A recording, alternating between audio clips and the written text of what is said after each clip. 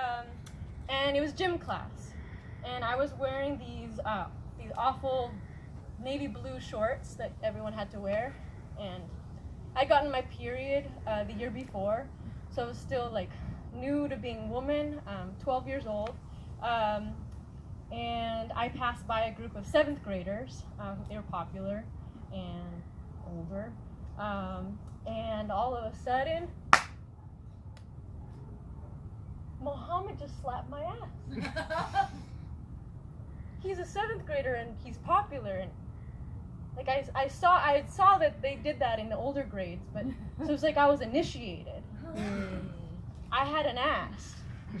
Like and then soon I was known as like the white girl with the ghetto booty. So this is a good time to mention that I'm Latina. I'm undercover.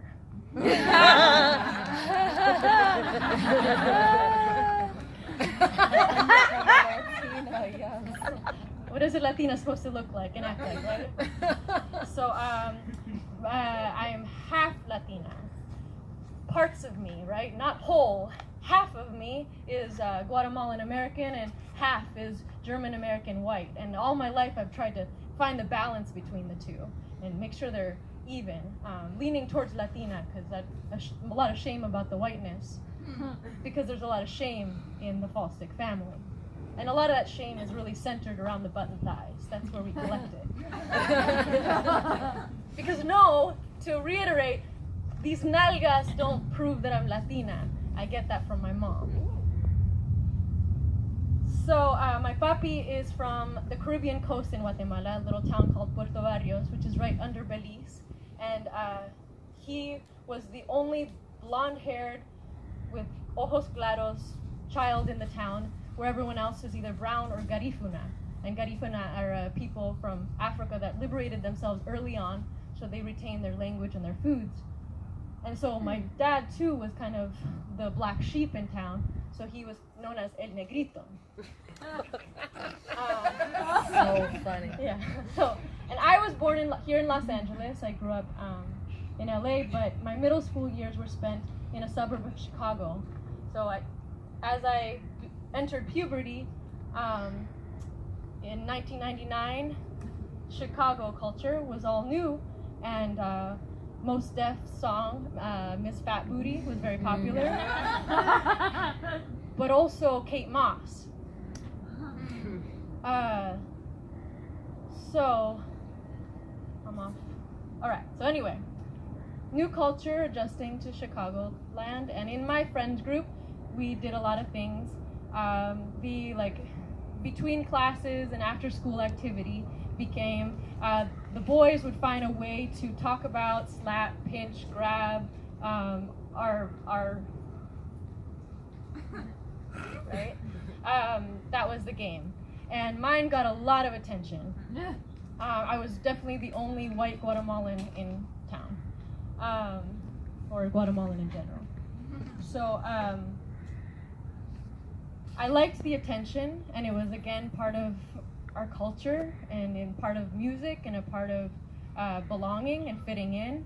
And but it was also a time where I was coming into realizing my half and halfness, and my not fitting inness, and parts of me fit in certain ways to certain parts of my culture, and parts of me don't. So a lot of dividing going on. And also, because I got a lot of attention, a lot of the girls would say, "Oh, she's so full of herself," and that was one of the greatest insults at the time, is to be full of yourself. I was terrified of being full of myself, so I remedied all the attention that I got from boys with a lot of self-hate. And I especially did not want to have my mother's body, because my mom is white and uptight, and she's German Catholic and guilt-ridden. My mom who covered her naked body, my mom who hid parts of herself that looked kind of like mine.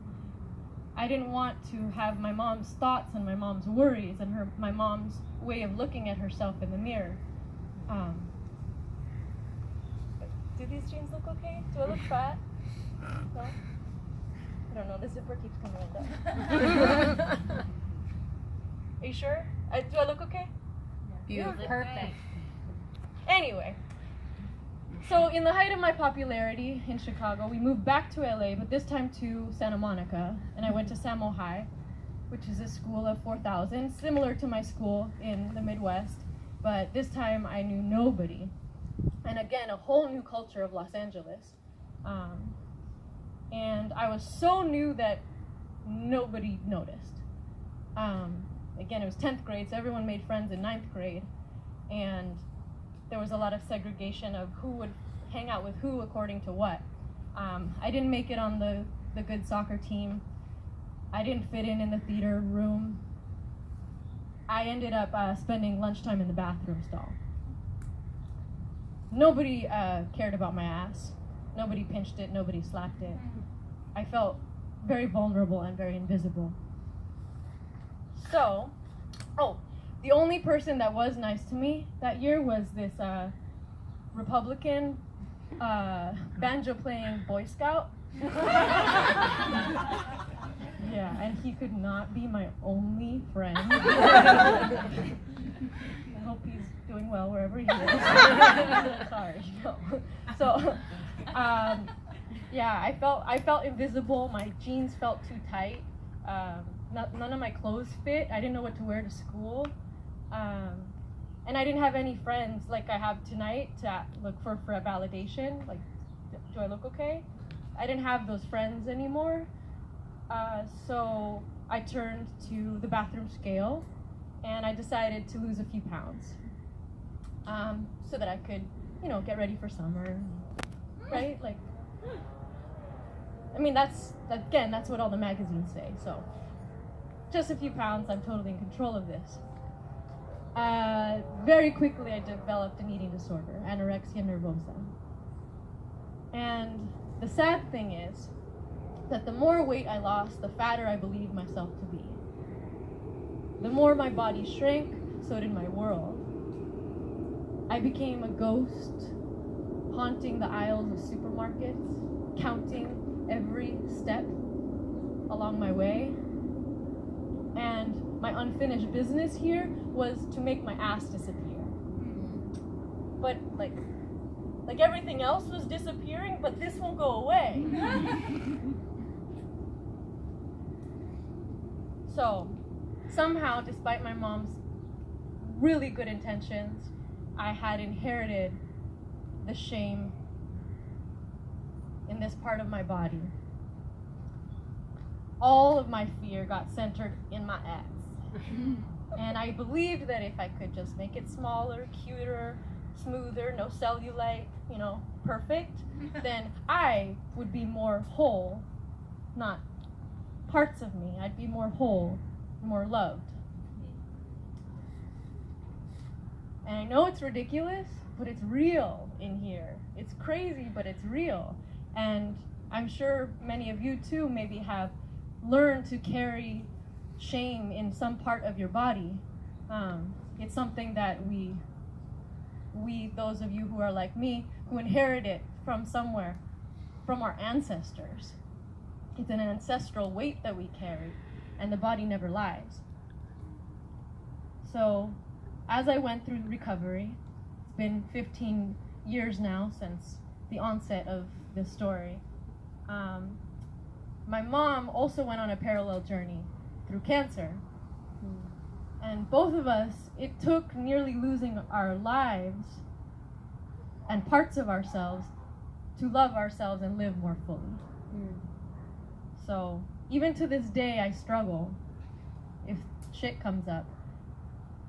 But I have tools and I have story and I have the desire. I want to love myself, my beauty, my booty, yeah, my body more fully without the fear of coming off as full of myself.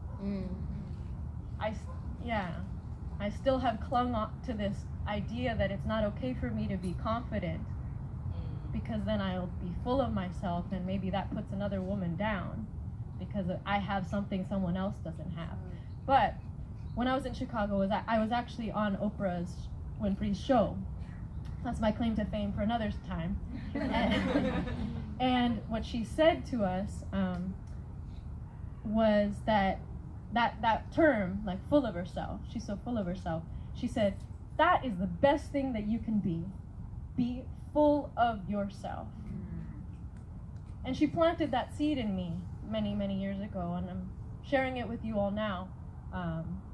It takes a long time for a seed to blossom. So I'm still learning to be full of myself and to fully inhabit these genes Right. that I carry. Thank you. Yeah.